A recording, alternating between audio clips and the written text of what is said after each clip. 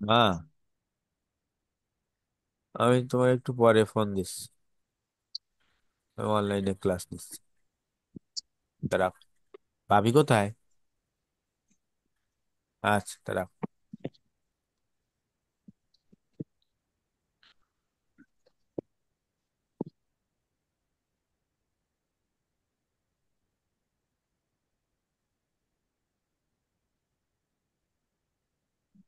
খেয়াল করবেন। আমাদের কাছে 2 নাম্বার ক্লাস ছিল, বলছে একটি মেশিনের মূল্য একটি মেশিনের মূল্য 97,000 টাকা। মেশিনটি মেশিনটি অকেজো হওয়ার পর যন্ত্রাংশের মূল্য হিসেবে 2,000 টাকা পাওয়া যায়। একটি নতুন মেশিন ক্রয় করার জন্য লাভের অংশ থেকে ক্রয় করার জন্য মুনাফা হতে বার্ষিক 5% চক্রবৃদ্ধি সুদে 5,960 টাকা করে জমা রেখে একটি তহবিল গঠন করতে হবে। মেশিনটির আয়ুষ্কাল নির্ণয় করো। মনে রাখবেন, যদি কখনো অঙ্কে তহবিল, যন্ত্রপাতি পুনঃস্থাপন অথবা কোনো একটি নির্দিষ্ট উদ্দেশ্যকে সামনে রেখে আমরা টাকা জমা রাখি বা বিনিয়োগ করি, যাই করি না কেন, কোনো নির্দিষ্ট উদ্দেশ্যকে যদি সামনে রেখে আমরা যদি টাকাটাকে বিনিয়োগ করে রাখি বা ব্যাংকে জমা রাখি, বিনিয়োগ না ব্যাংকে জমা রাখি, তাহলে সেটাকে আমরা বলবো যে এই অঙ্কটা হচ্ছে এস এফ অর্থাৎ সিঙ্কিং ফান্ডের।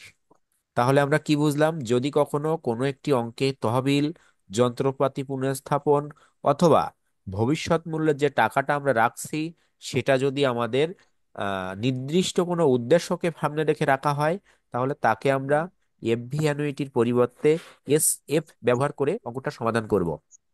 দেখেন, সমাধান আমরা জানি। আমাদের কিছু তথ্য দেওয়া আছে। হেয়ার এস এফ সমান 97,000 মাইনাস 2,000 সমান 95,000 টাকা। এ সমান 5,960 টাকা। আর সমান 0.05। এন সমান হট। কারণ আমাদের বলছিল কত বছর পর। দেখেন, আমাদের দেয়া ছিল 97,000 টাকা। ধরে নেন সাপোজ আপনার কাছে একটা মোবাইল ফোন আছে, 20,000 টাকা দাম। আপনি মোবাইল ফোনটা ধরে নিচ্ছেন 1.5 বছর পর বিক্রি করে দেবেন। 1.5 বছর পর বিক্রি করলে আপনি ওই মোবাইল ফোনটা 5,000 টাকা বিক্রি করতে পারবেন। তাহলে এই মুহূর্তে আপনার কাছে নতুন করে কত টাকা প্রয়োজন, যদি আপনি আবারও মনে করেন ওই 20,000 টাকার একটা মোবাইল ফোন কিনবেন? তাহলে আপনার কাছে 20,000 টাকা, 15,000 টাকা, কারণ 5,000 টাকা আমার কাছে থাকতেছিল। দেখেন, ঠিক সেই তথ্যটা এখানে আছে। একটি মেশিনের মূল্য 97,000 টাকা। ওই মেশিনটি যখন অকেজো হওয়া যাবে তার যন্ত্রাংশের মূল্য বিবেচনা আমি 2,000 টাকা পাবো।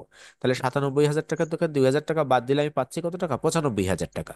তাহলে ওই 95,000 টাকাই আমার তহবিল, অর্থাৎ ওর তহবিল গঠন করতে হবে ওটার জন্য। তাই এখানে এসএফ সমান 95,000 টাকা। দেখেন, বলছিল প্রত্যেক বছর আপনি কত টাকা করে জমা রাখবেন? 5,960 টাকা করে। তাহলে এই 5,960 টাকা আমার কিসের মান? এর মান। এ আর এর মান দেওয়া আছে 5%, তাই 0.05। আর বলছিল কতদিন পর এটা করতে হবে, মেশিনটির আয়ুষ্কাল নির্ণয় করো, তাহলে এন সমান হট। দেখেন, আপনাকে তথ্য দেওয়া আছে এস এফ সমান এ বাই আর 1 + r⁻n−1। দেখেন, এই এস এফ এর সূত্র আমরা কিভাবে পাই? এফভি অ্যানুইটির যে 4টা সূত্র আছে, ওই 4টা সূত্রই আমাদের এস এফ এর সূত্র। ঠিক আছে? তাহলে হুম। এখানেও বছরের শুরু শেষ বিবেচনা করতে হয়, এখানেও এম রিলেটেড তথ্য বিবেচনা করতে হয়, সবকিছু। তাহলে দেখেন, আমরা প্রত্যেকটা মান আমরা এখানে লিখলাম, আমাদের কাছে মান আছে শুধুমাত্র এন ব্যতীত। মান লেখার পর দেখেন, আমাদের ক্যালকুলেশন করলে এন এর মান যেভাবে নির্ণয় করা শিখছি ঠিক সেভাবে আমরা নির্ণয় করব। আসছে দেখেন 12.013।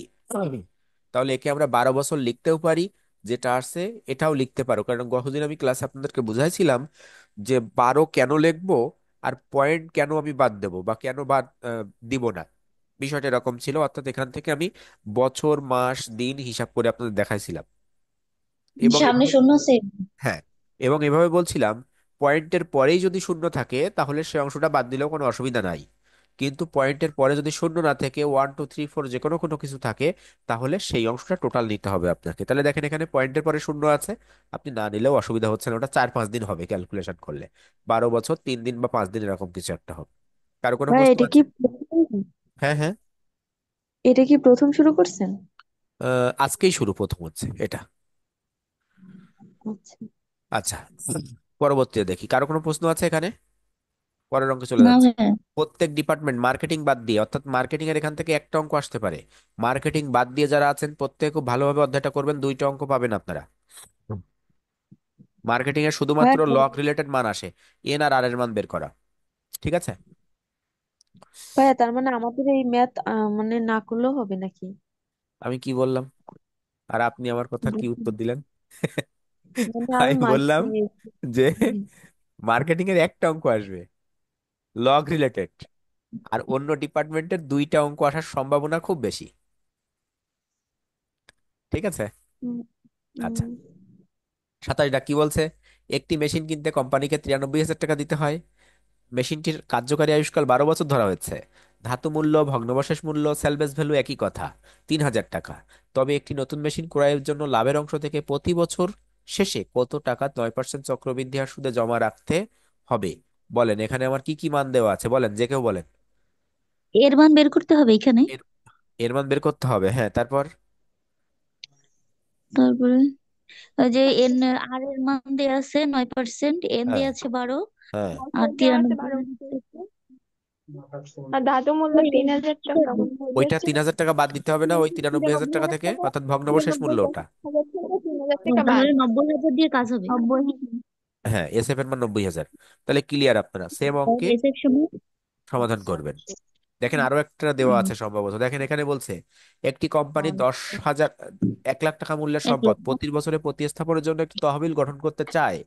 যদি সুদের হার 3% হয় তাহলে মুনাফা থেকে কি পরিমাণ অর্থ প্রতি বছর শেষে সঞ্চয় করতে হবে? দেখেন তো তহবিল কথাটা উল্লেখ আছে। আমি তিনটা কথা বলছিলাম: হ্যাঁ। তহবিল, হুম, হুম, যন্ত্রপাতি পুনঃস্থাপন, এবং একটা নির্দিষ্ট উদ্দেশ্যকে সামনে রেখে। আমি ধরেন সাপোজ এরকম বললাম, আমি আমার একটা ডিপিএস অ্যাকাউন্ট আছে, সেখানে প্রত্যেক মাসে আমি 1,000 টাকা করে জমা দিচ্ছি। আমি 10 বছর জমা দিব, তো একটা নির্দিষ্ট অ্যামাউন্ট পাবো, ধরে নেন 2 লাখ, 5 লাখ, 10 লাখ একটা অ্যামাউন্ট পাবো। তাহলে ওই টাকাটার আমার কি কোনো উদ্দেশ্য ছিল যে আমি এই কাজে লাগাবো? উদ্দেশ্য ছিল না। আর উদ্দেশ্য থাকলেও আমার মনে মনে ছিল, আমি প্রকাশ করি নাই, কিন্তু এটা আপনি যখন অঙ্ক করবেন সেটা প্রকাশের বিষয়, মনে থাকলে হবে না। তাহলে যদি আমি এভাবে বলতাম যে আমি একটা মোটর বাইক কিনবো 10 বছর পর, তার জন্য আমি প্রত্যেক মাসে 1,000 টাকা করে জমা রাখছি, তাহলে তখন আমার ওই অঙ্কটা, ওই যে মূল অ্যামাউন্টটা, ওটা হতো আমার এসএফ, সিঙ্কিং ফান্ড।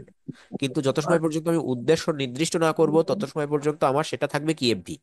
ক্লিয়ার? 12, 18, 24, 25, 26, 27, 27 আর 28, 28, আপনি কি হিসাব করছেন 28, সামিয়া? 28, আচ্ছা, পরবর্তীতে দেখেন, কার কোনো প্রশ্ন আছে এই দুইটায়? না। আচ্ছা, স্ক্রিনশট। দেখেন 10 দাগ বলছে যদি 1,000 টাকা 5 বছরের জন্য 8% হারে ত্রৈমাসিক চক্রবৃদ্ধি সুদে বিনিয়োগ করা হয়, তবে কার্যকরী সুদের হার কত? অর্থাৎ কার্যকরী সুদের হারটা কি? কার্যকরী সুদের হার হচ্ছে একটা নির্দিষ্ট সময়ে আপনি যখন সময়ের জন্য ব্যাংক থেকে বা কোনো কিছু থেকে ঋণ করেন, ওই ঋণের টাকাটা ধরে নেন আপনার কাছে 8% ইন্টারেস্ট দিল, কিন্তু দেখেন ওরা আবার বলবে আপনার এই কাগজপত্রের জন্য এই 2,000 বা 5,000 টাকা প্রয়োজন। তারপরে বিভিন্ন ফান্ডিং দেখায়, মানে বিভিন্ন জায়গায় কস্ট দেখায়, আপনার কাছ থেকে কিছু টাকা কেটে রাখবে। তাহলে ওই টাকাটাও কিন্তু আপনার খরচ। আপনি বছর শেষে বা নির্দিষ্ট সময় শেষে 8% সুদ তো দিচ্ছেনই, আরো ওই টাকাটাও আপনি ব্যাংকে দিয়ে দিলেন। দেখেন নর্মালি এই মুহূর্তে যদি আপনাকে চিন্তা করা হয়, আপনারা যারা বিকাশ অ্যাকাউন্ট ব্যবহার করেন, বিকাশ থেকে আপনাকে ঋণ দিচ্ছে, বিকাশ থেকে যখন ঋণ দিচ্ছে তখন আপনার সেখানে বলছে যে ব্যাংকিং চার্জ বলে আপনার কাছ থেকে একটা নির্দিষ্ট টাকা কেটে রাখছে। তাহলে ওটা কিন্তু হ্যাঁ। আপনার বিকাশ যেমন ইন্টারেস্ট আপনার কাছ থেকে নিচ্ছে, আবার ওই বিকাশের সাথে সাথেও ওই যে এটা সিটি সিটি ব্যাংক আপনাকে দিচ্ছে, তাহলে সিটি ব্যাংক আপনার একটা ব্যাংকিং চার্জও নিয়ে দিচ্ছে। তাহলে ওই টাকাটা দেখেন একেবারে বাস্তব উদাহরণ হিসেবে আপনারা এই মুহূর্তে দেখতে পাচ্ছেন। তাহলে ওই টাকাটাও কিন্তু আপনার কাছ থেকে নিয়েছে, তার মানে ওটাও আপনার খরচ। শুধুমাত্র 8% হুম। না, ওর সাথে আপনি যে খরচটা হচ্ছে ওটাও আপনার খরচ। তাহলে ওই টোটালটা মিলে যে সুদের হারটা আপনি বিবেচনা করবেন ওটাকেই বলা হবে কার্যকরী সুদের হার।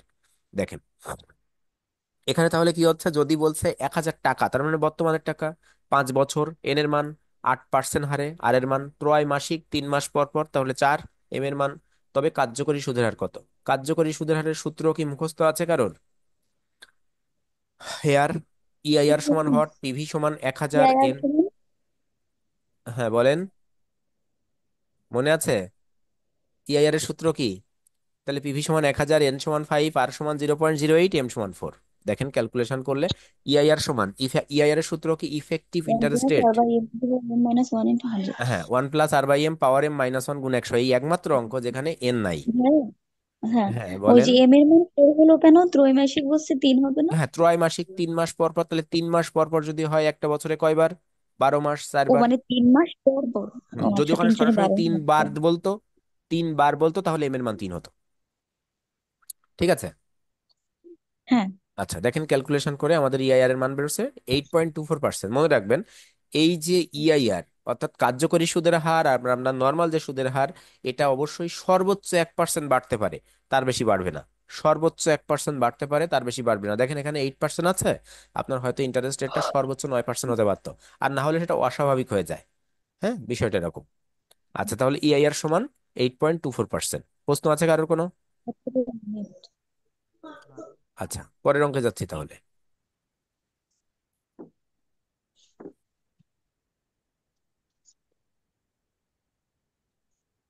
বলছি একজন লোক 20,000 টাকা 4% হারে ধার করলো।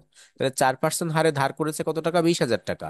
এবং বছর শেষে 10টি কিস্তিতে, তাহলে বছর শেষে 10টি কিস্তি বলতে কি, প্রত্যেক বছরের শেষে একটি করে মোট 10টি কিস্তিতে মূলধন ও সুদের টাকা পরিশোধ করার প্রতিশ্রুতি দিল।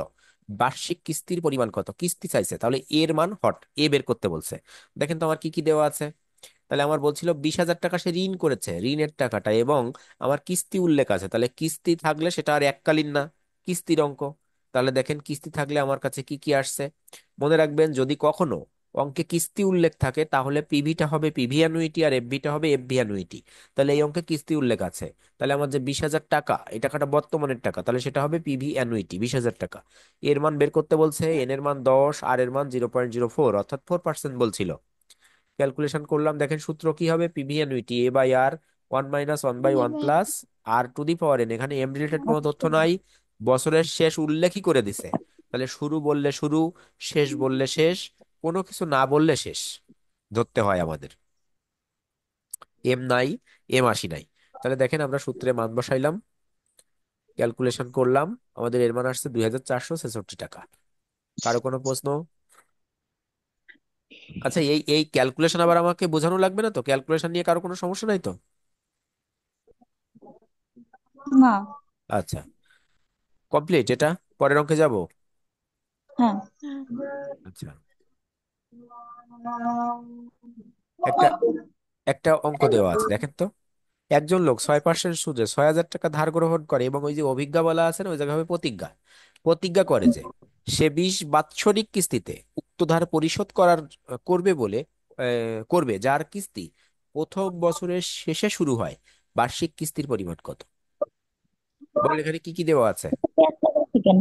তাহলে এখানে পিভিএ দেয়া আছে, তারপরে আর এর মান, হ্যাঁ, এন এর এর মান মান বের বের করতে করতে হবে। এর মধ্যে বের করতে হবে। বলেন এর তো মান বের বছরের করতে শুরু হবে। নাকি শেষ অঙ্কটা? আচ্ছা, প্রথম বছরের শেষে, শেষে। ওই জায়গায় ও একটা বস শুরু হয় প্রথম বলা বছর। আছে না, এর জন্য কোনো প্রভাব পড়বে অঙ্কে? না। কারণ অঙ্কটা শেষে বলছে, শেষে শুরু হয়, তার মানে শেষ। এই শুরু হয় বিভ্রান্ত করার জন্য আপনাদেরকে দিছে, বিবেচনায় রাখবেন। পরে যাচ্ছি তাহলে। কারো কোনো প্রশ্ন?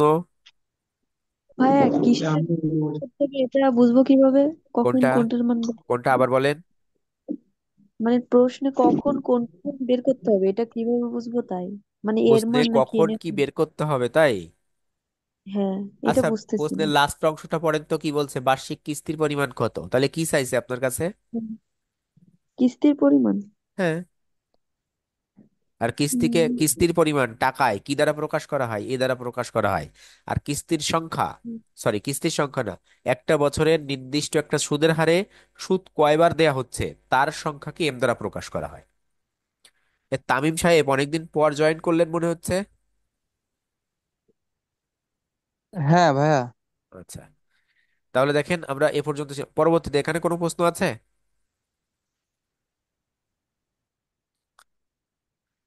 পরের অঙ্কে যাচ্ছি তাহলে।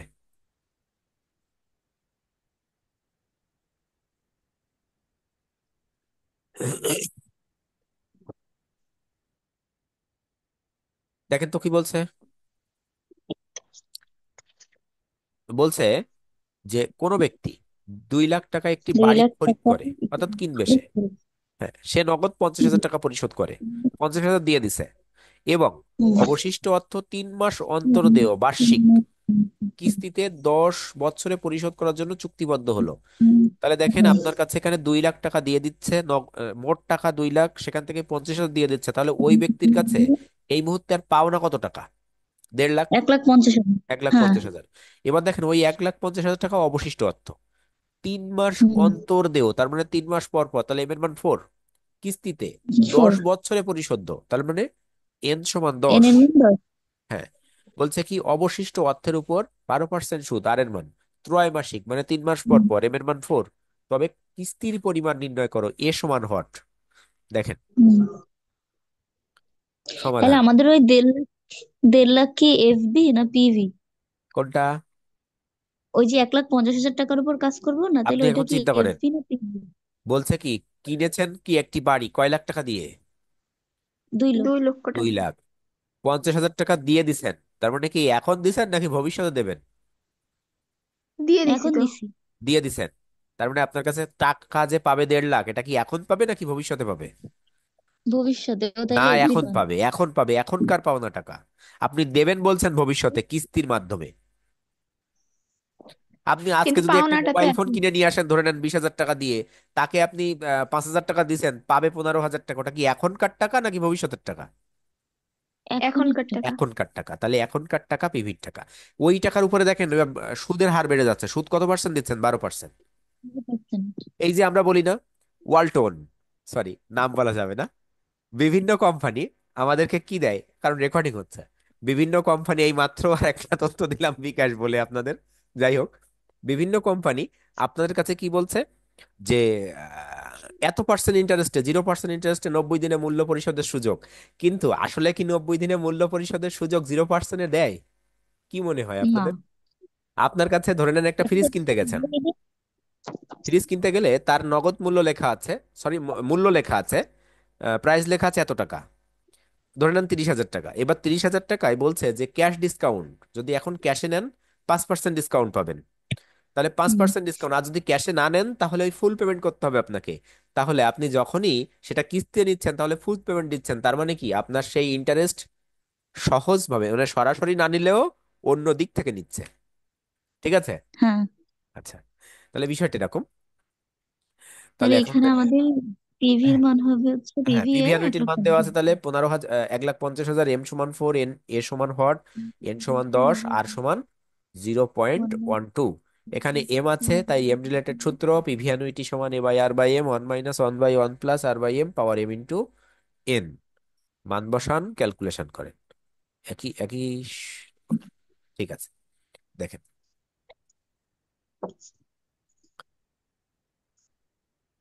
কত টাকা আসছে, 6,940 টাকা। তাহলে ছয় হাজার নয়শো 90 টাকা। চল্লিশ টাকা করে আপনি দিবেন। ঠিক আছে। কারো কোনো প্রশ্ন? না ভাই। আচ্ছা, পরের অঙ্ক। HW আছে দেখেন বেশ কয়েকটা, একটা একটা করে পড়ি। বলছে প্রথমটা, এক ব্যক্তি 20,000 টাকা 4% চক্রবৃদ্ধি হার সুদে বছরান্তে সমানভাবে 10 বছরে পরিশোধ করার জন্য ধার করলো। প্রত্যেক বছরের শেষে কিস্তির পরিমাণ কত নির্ণয় করো। কি হবে বলেন, কি কি মান দেওয়া আছে? উম, আর দেওয়া আছে 4%, এন 10 বছর, আর পিভি হচ্ছে 20,000। এর মধ্যে করতে হবে। তাহলে পিভি অ্যানুইটি দেওয়া আছে কত, 20,000, 20,000। আর এর মান ফোর আর এর মান পার্সেন্ট সুদ। ফোর আচ্ছা, পার্সেন্ট আর আর বছরান্তে এর অর্থাৎ মান বছরের শেষে হ্যাঁ। 10 বছর, এন সমান 10, প্রত্যেক কিস্তির পরিমাণ কত, এ সমান হট। ঠিক আছে, করা যাবে না? সূত্র কি? হ্যাঁ, হ্যাঁ। সূত্র কার দিতে হবে? পিভি এর সমান পিভি সমান অ্যানুইটি। পিভি আনুইটি সমান এ বাই আর। বলেন। এ বাই আই ইন্টু ওয়ান হ্যাঁ হ্যাঁ মাইনাস বলেন, ওয়ান আই আর বাই যা বলেন কোনো সমস্যা নেই, একই। One plus I power N. হ্যাঁ, পরেরটা 1 + i পাওয়ার n, 1/, আছে না, 1 - 1/1 প্লাস। 1 - 1 হ্যাঁ। বাই এন প্লাস আর হ্যাঁ, টু দি পাওয়ার এন। এবার দেখেন এটা কি বলছে, এক ব্যক্তি বার্ষিক শতকরা 6 টাকা চক্রবৃদ্ধি হার সুদে মোট 4টি কিস্তিতে পরিশোধ করবে বলে অপর এক ব্যক্তির নিকট থেকে 60,000 টাকা ঋণ গ্রহণ করে। প্রতি কিস্তির পরিমাণ নির্ণয় করো। বলেন এখানে কি কি দেওয়া আছে? এক কারো ব্যক্তি সমস্যা না থাকলে বার্ষিক স্পিকার অন করে কথা বলেন, তাতে উপকার হবে আপনাদের। বার্ষিক 6 টাকা চক্রবৃদ্ধি হারে মোট 4 কিস্তিতে পরিশোধ করবে বলে অপর এক ব্যক্তির নিকট 60,000 টাকা ঋণ গ্রহণ করে। প্রতি কিস্তির টাকার পরিমাণ বার্ষিক শতকরা 6 টাকা, মানে 100 টাকার মধ্যে 6 টাকা। 100 টাকায় 6 টাকা, তার মানে 6%, একটু ঘুরায় লিখছে। হ্যাঁ। 6%, আর এর মান দেওয়া। হ্যাঁ। আর মোট চার আর কিস্তি, তার মানে হচ্ছে 4 বার দিবি মাস তাই না, তাইলে এখানে 3 বার দেখেন বলছে থাকবে। মোট 4টি কিস্তি, এখানে কোনো কিছু কি উল্লেখ আছে? না। যদি না, কিছু উল্লেখ না থাকে কিস্তির পরিমাণকে বছরের সংখ্যা বিবেচনা করতে হবে। তাহলে n সমান 4। 4, হ্যাঁ। আর একদিন সারা জায়গায় ঋণ গ্রহণ করে, তাহলে তাহলে কি পিভি এটা পিভি অ্যানুইটি, অ্যানুইটি? হ্যাঁ, হ্যাঁ, প্রতি কিস্তির পরিমাণ কিস্তির কত, পরিমাণ এর সমান হট। পিভি অ্যানুইটি সূত্র এম থাকবে না। পরেরটা দেখেন কি বলছে। একজন ব্যক্তি 10% হারে সুদে 3 লাখ টাকা ঋণ গ্রহণ করে। পিভিএ 6টি বার্ষিক কিস্তিতে, এন এর মান 6, আর এর মান 10% প্রতি বছর শুরুতে। এখানে শুরুর সূত্র হবে তাই না? পুরুষ সূত্র হবে, তাহলে দশ পিভি পার্সেন্ট আর এর মান 3 লাখ টাকা ঋণ করেছিল, পিভি অ্যানুইটি 6টি বার্ষিক কিস্তি, এন সমান 6, হ্যাঁ। অঙ্গীকার করে শর্ত হলো প্রতি বছরের শুরুতে কিস্তি প্রদান করবে। তাহলে শুরুতে হলে সূত্র মনে আছে তো, কি হবে শুরুর সূত্র? হ্যাঁ, ওই যে সূত্রের শেষে 1 + r যুক্ত হবে। 1 + r গুণ হবে, হ্যাঁ। পরেরটা 17 দাগ। তবে কিস্তির পরিমাণ কত? হ্যাঁ, এবার একজন কি লোক বলছে 17 দাগ? 20,000 টাকা 4% হারে ধার করে 10টি কিস্তিতে মূল। তাহলে এখানে ধার করে, তাহলে পিভি অ্যানুইটি 20,000, 20,000 আর আর এর এর মান মান 4%, 4%। এর হ্যাঁ, সমান 10টি 10। কিস্তি মানে এর মান 10 বছর। হ্যাঁ। প্রত্যেক বছর বার্ষিক বার্ষিক কিস্তির পরিমাণ কত? এর এর মা- কিস্তির পরিমাণ এর মান কত, বের করতে হবে। এ সমান হট। হ্যাঁ। এর মান পিভি অ্যানুইটি সূত্র, তাই তো। হ্যাঁ হ্যাঁ পরেরটা, এক ব্যক্তি 6% হারে 6,000 টাকা ধার করলে এবং বছর শেষে 20টি বাৎসরিক কিস্তিতে সুদ সহ পরিশোধ করার প্রতিশ্রুতি দিল, বার্ষিক কিস্তির পরিমাণ কত? এখানেও দেখেন। 6%। তাহলে আর এর মান 6 ধার 6 করলে, পিভি পিভি এর এর মান মান 6,000, 6,000 আর এর এর মান এন এর দুইটাতে মান একই অঙ্ক। হ্যাঁ, তাহলে দেখেন এর এখানে সমান হয়। আর এর মান 6%, 6,000 টাকা পিভি অ্যানুইটি ধার করেছিল, পিভি অ্যানুইটি, এবং বছরে 20টি কিস্তি। আচ্ছা, এখানে এরকম অঙ্ক থাকতে পারে, ধরে নেন এই অঙ্কটাই, লাস্টের অঙ্কটাই আমি একটু পড়ছি।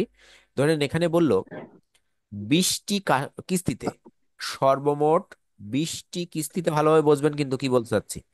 এখানে বলছে এরকম ভাবে, এক ব্যক্তি 6% হারে 6,000 টাকা ধার করলো এবং মোট 20টি কিস্তিতে সুদ সহ ধার পরিশোধ করার প্রতিশ্রুতি দিল, বার্ষিক কিস্তির পরিমাণ কত, এটা বলল। কিন্তু এবার পাশে বলছে কি, একটি বছরে কিস্তি 4টি দেওয়া হয়, একটি বছরে কিস্তি 4টি দেওয়া হয়, তাহলে বছর সংখ্যা কত হবে?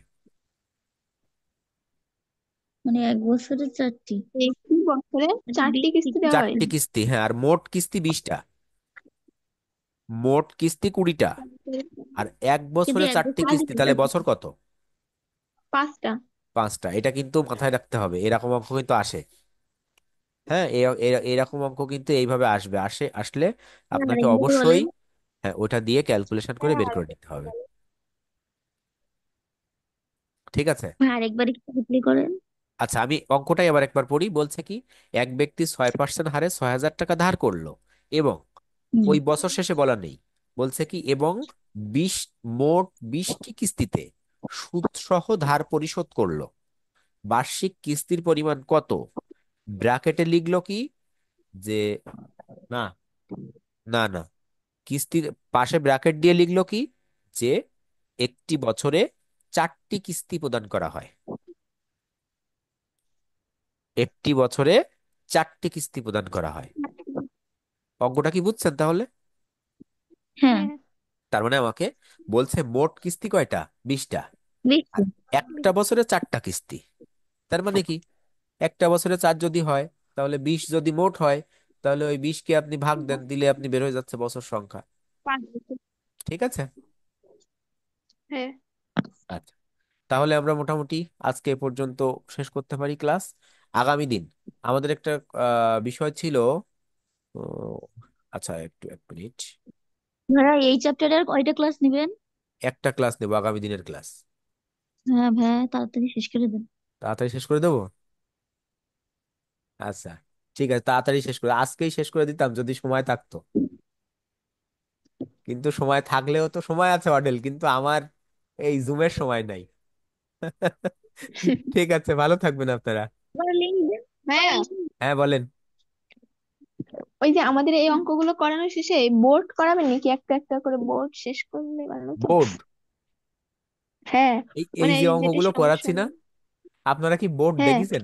একটা দুটো বোর্ড কি দেখছেন হ্যাঁ আপনারা? আছে আরে তো, ভাইয়া মানে মানে সবগুলোই শুধু আছে, এই হ্যাঁ হ্যাঁ। চ্যাপ্টার না, মানে একদম একজন বলেন, লাস্টের একজন বলেন, আমি আমার কান পর্যন্ত পৌঁছাচ্ছে না। ভাইয়া মানে আপনি যে ম্যাথ গুলো করাচ্ছেন এগুলো তো সবই বোর্ড কোশ্চেন, জানি, হ্যাঁ, দেখছি আমি। হ্যাঁ, হ্যাঁ। কিন্তু আমি বলতে চাচ্ছিলাম যে মানে একদম অল আর কি চ্যাপ্টারের বোর্ড কোশ্চেন থাকে না, লাস্টে সব চ্যাপ্টার মিলাইয়ে থাকে, আমি ওইগুলা ওই এরকম বোর্ড করতে কোশ্চেন। পারবো, আপনাকে বোর্ড কোশ্চেন সলভ করতে পারবো না, কিন্তু আপনাকে বোর্ড কোশ্চেন শো করে বোঝাতে পারবো যেটা কোন অধ্যায়ের কোন অঙ্ক। কারণ আমার কাছে ওই বোর্ড তো কোশ্চেন দুইটা সমাধান নাই আছে। এই মুহূর্তে। মানে আমরা ওগুলো করলাম, যেটা সমস্যা হলো সেটা সমাধান করলে এটা, তাহলে হ্যাঁ, তাহলে এটাও হবে। যদি করেন এটা আমি করতে পারি, তাতেও কোনো অসুবিধা নেই। আপনাদের অ্যান্সার সহ প্রশ্নের উত্তর ছবি দিতে দিলে পারবো, হবে। কিন্তু আপনারা দেখেন বিষয়টা এরকম, আপনাকে আমাকে যদি আপনি বোর্ডে দাঁড় করায় দিয়ে বলেন যে কোনো ইচ্ছা অঙ্ক করতে, আমি করতে পারবো, কিন্তু এখানে আসলে আমার হাত পা বাঁধা এক কথায়, তাই না? আচ্ছা, হ্যাঁ কারণ তা তো এখানে ঠিক। আমি ইচ্ছা করলে মানে একটা অঙ্ক বোর্ড, আপনাকে করা দিতে পারি না। হ্যাঁ কারণ আমরা তো বোর্ডই বেশি কারণ পরিশ্রম হ্যাঁ, করতেছি এখন। আসলে আপনাদের ঠিক বিষয়টা আছে। এরকম থাকবে, আপনারা করেন, বোর্ড কোশ্চেন ধরেন, বোর্ড কোশ্চেনে যদি কোনো অঙ্ক মনে করেন যে না পারছেন না, তাহলে সেটা আমাকে প্রশ্ন করেন, আমি আপনার সমাধান দিচ্ছি। আমাদের তো ওই যে সমাকলন, তারপরে ওই যে কি কি, এইগুলো তো সমকলন, করা হয়নি। সমকলনের দরকার নেই, আপনার হ্যাঁ, অন্তরীকরণ যেটা করেছেন ওটা করলেই হবে। ওগুলো তো বাদ দিন, আপনি সমকলন ওগুলো বাদ অন্তরীকরণ দিন। পার্ট মিলে সর্বোচ্চ কত মার্কসের অঙ্ক আছে? 10 থেকে 15। 10-15 এরকমই হ্যাঁ, আছে। 10 থেকে 15 আছে। তাহলে আপনি যদি সমকলন পাঠটাও পারেন, অন্তরীকরণ না অন্তরীকরণ পারেন, সমকলন না পারলেও কিন্তু কোনো সমস্যা হচ্ছে না। আমরা অফলাইন অনলাইন কোথাও এই সমকলনটা করাই না, শুধুমাত্র অনলাইন অন্তরীকরণটা করাই। বুঝছেন? ও আচ্ছা, হ্যাঁ ঠিক আছে। তারপরে ওই যে আরেকটা অধ্যায় আছে না, ওই যে সাইন থিটা, ওটা মনে ওটা হয় তো আমি সম্ভবত করাবো, মার্কেটিং এর ওটা শুধু। ওটা আমি করাবো। ওই ওই কিছু কিছু অঙ্ক আছে, ওগুলো বাদ দিছি। ওখানে আর বোর্ড কোশ্চেনের যে কয়টা দুইটা, অঙ্ক আছে না, আপনাদের কাছে অঙ্ক আছে না হ্যাঁ বোর্ড কোশ্চেনের যে কয়টা অঙ্ক, হ্যাঁ। অর্থাৎ আপনার যে 5টা বা 6টা অঙ্ক আছে, ওই 5টা বা 6টা অঙ্কই আমি সমাধান করে দেবো। ঠিক আচ্ছা আছে? ঠিক আছে, সমস্যা নেই। তাহলে আমরা বোর্ড শুরু করতেছি। হ্যাঁ, হ্যাঁ, বোর্ড আপনারা বোর্ড করেন। করি। দেখেন এখানে যারা আছেন, এখানে যারা আমার সাথে যোগাযোগ করেন, যাদের সমস্যার জন্য, আমার মনে হয় না তারা আমার কাছ থেকে রিফেলে পান না বা কোনো ঝামেলা হয়। তাহলে চেষ্টা করলে হবে, পারবেন। আর আপনারা যদি আপনাদের চেষ্টা না থাকে তাহলে পাবেন না, এক কথা এটা। বুঝছেন? আচ্ছা আচ্ছা, ভালো থাকবেন আপনারা। আচ্ছা ঠিক আছে।